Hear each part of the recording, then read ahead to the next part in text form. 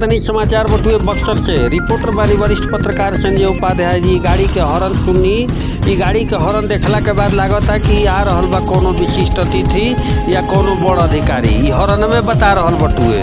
जी हाँ, डीआईजी के बक्सर पहुंचते पुलिस महकमा में हड़कंप मच गईल। निरीक्षण के बाद डीआईजी जतैनी चिंता। सवाल के बौछार कइले पत्रकार, चाहे वो अवैध उत्खनन होखो आ चाहे बालू के मामला होखो आ चाहे वो एफआईआर के मामला होखो, सब कुछ सवाल उठावल गईल। भोजपुरिया समाचार सब कुछ दिखाई, लेकिन रउरा दर्शक लोग से नहीं हो रहा बा कि खबर के अंत तक देखब डीआईजी साहब का कहनी आ का सवाल के दागल लोग पत्रकार लोग, ये सब कुछ भोजपुरिया समाचार दिखाई। खबर का बटुए विस्तार से जानी। सूबा बिहार में बढ़त अपराध के देखत बीएफए के साहब डीआईजी उपेंद्र शर्मा बक्सर पहुंचनी। उपेंद्र शर्मा के बक्सर पहुंचे के खबर के बाद पुलिस महकमा में हड़कंप मच गई। बक्सर पहुंचल डीआईजी उपेंद्र शर्मा पुलिस कार्यालय पुलिस लाइन के निरीक्षण कैनी। निरीक्षण के दौरान यहाँ के कई चीज के बारीकी से जांच कैनी, जेकरा बाद कई गो अधिकारी के अहम निर्देश देनी।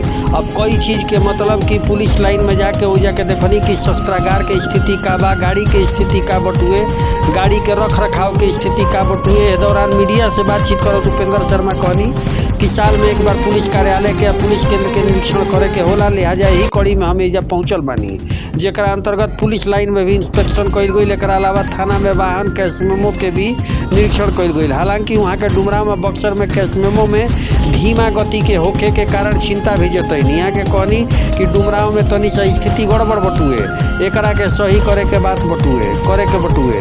यहाँ के गंभीर लंबित कांड के त्वरित कार्रवाई के भी आदेश देनी। अवैध बालू मामला में यहाँ कहनी कि जिला मुख्यालय से निर्देश मिलल बा, वही पर कार्रवाई कइल जाता। शाहबाद के डीआईजी बनला के बाद दूसर का बाद उपेंद्र शर्मा बक्सर पहुंचल रही। दरअसल एकरा से पहले एक बार निरीक्षण कर चुकल बनी।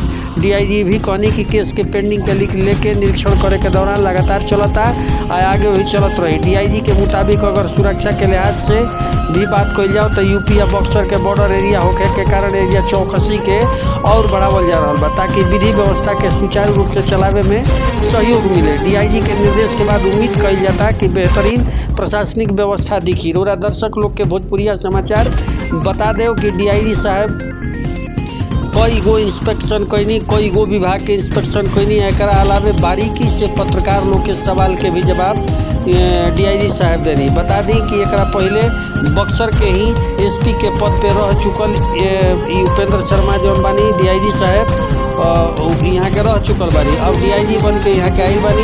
यहाँ के बारीकी से सब चीज़ के जवाब देनी। भोजपुरिया समाचार लाइव रउरा दर्शक लोग के दिखाई कि का बतैनी।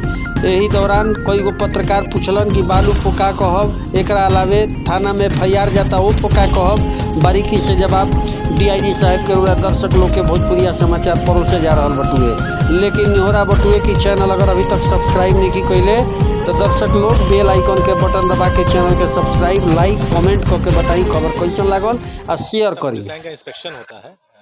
एज ए डीआईजी हमको हर जिला के पुलिस कार्यालय और पुलिस लाइंस का इंस्पेक्शन एक साल में एक बार करना है।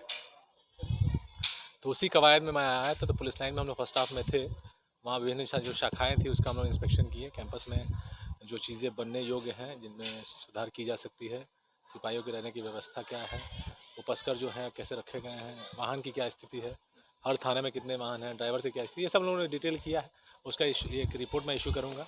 और पिछले मैं जब मैं आया था तो आप लोगों को मैंने बताया था कि मेरा एक एजेंडा है कि जो गंभीर अपराध है और ख़ास करके जो पुराने केसेस हैं उसके इन्वेस्टिगेशन और डिस्पोजल की बात। तो अभी एएसपी डुमराव छुट्टी पे हैं, तो उनके यहाँ थोड़ी कमी पाई गई है। हालांकि डीएसपी जो हेडक्वार्टर हैं और प्रभार में है, तो वहाँ थोड़ा सा विलम्ब देखा गया है। और सदर का मैंने देखा तो एक चीज़ इसमें थोड़ी सी त्रुटि रही है कि थोड़ा डिले अभी ये लोग किए हैं। हालांकि इसमें सुधार की इन लोगों ने बात बताई है। सुपरविजन विदिन 7 डेज हो जाना चाहिए। जघन्य केसेस का, मर्डर का, लूट का, डकैती का, दहेज हत्या का, रेप का, एक्सटॉर्शन का, SC/ST एक्ट का, पुलिस पे पथराव का, और गिरफ्तारी भी हर संभव उसी माह ख़त्म हो जानी चाहिए उस केस की। तो ये जनवरी माह का जो केसेस था उसको हमने आज देखा, और इसी तरीके से फरवरी का माह का जो केस होगा मार्च में हम लोग फिर से एक बार देखने आएंगे।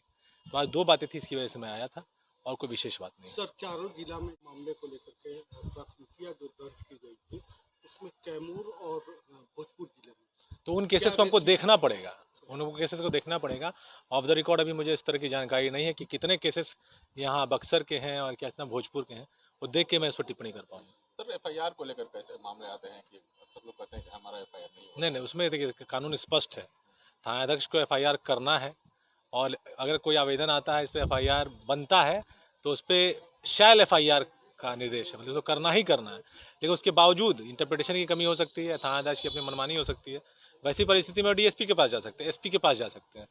तो एफआईआर के लिए 2-3 दरवाजे हैं, ऐसा नहीं है कि एफआईआर एक जगह नहीं हुआ तो उसका रास्ता बंद हो गया। कोर्ट कंप्लेंट का भी एक रास्ता है, हालांकि प्रथम रिस्पॉन्डर थानेदार है और उसको हर हाल में एफआईआर करना चाहिए। और अगर ऐसा कोई मामला आता है उसने एफआईआर नहीं किया है और वरीय पदाधिकारी का आदेश से एफआईआर होता है तब उस पर कार्रवाई भी होनी चाहिए। सर ये सवाल बक्सर में टिके हुए हैं, कई बार ट्रांसफर भी हुआ है, लेकिन वो नहीं अभी जस्ट ट्रांसफर हुआ है। अभी आप लोगों ने देखा होगा डीआई साहब ने आरक्षियों का ट्रांसफर किया है, मेरे जो पूर्ववर्ती डीआई थे उनके आदेश से निर्गत हुआ है और उसका अनुपालन भी हो रहा है। हमको लगता है कि मोर देन 80% अनुपालन हो गया है और लोग विरमित हो गए हैं और लोग अपने नए जिले के लिए योगदान करने प्रस्थान भी कर चुके हैं। हमारे एसआई हैं जो यहाँ लगभग 12 साल से टिके हुए हैं। नहीं अब स्पेसिफिक केस मैं नहीं देख सकता, मैं उसको देखना पड़ेगा, उसको समीक्षा हम लोगों को करना पड़ेगा। एक ब्लैंकेट ऑर्डर था कि 6 साल एंड बियॉन्ड लोगों को ट्रांसफर कर देना है। रेड एंड व्हाइट सेंड को लेकर के जिलाधिकारी की लगातार कार्रवाई चल रही है, चारों जिलों में शाहाबाद इलाके के लिए क्या गाइडलाइन दे रहे हैं? देखिए इसमें निष्पक्षता से कार्रवाई करना ही एक मतलब कि सकारात्मक मापदंड है। जो लोग सरकार ने जो कार्रवाई की है वो इस बात का इशारा के लिए है कि आप दाएं बाएं नहीं कर सकते, एक हाई प्रायोरिटी मैंडेट में है और आप लोगों ने देखा होगा कितनी गंभीर स्तर पर कार्रवाई हुई है।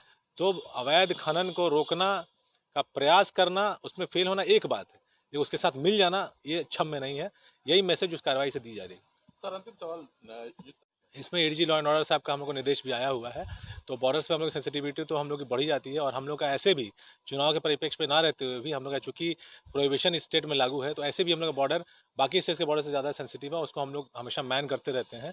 और जैसे हम लोग के यहाँ जो बॉर्डर है उसमें लगभग अंतिम फेजेज में चुनाव है, तो जैसे जैसे चुनाव आगे बढ़ेगा मुझे लगता है इस माह के अंत से सेंसिटिविटी और बढ़ जाएगी और हो सकता है तो सीमावर्ती जिले के साथ हम लोग की बैठक भी हो, तो जैसा वहाँ से हम लोग को सहयोग का कल्पना की जाएगी वैसा हम लोग सहयोग प्रदान करेंगे। बहुत बहुत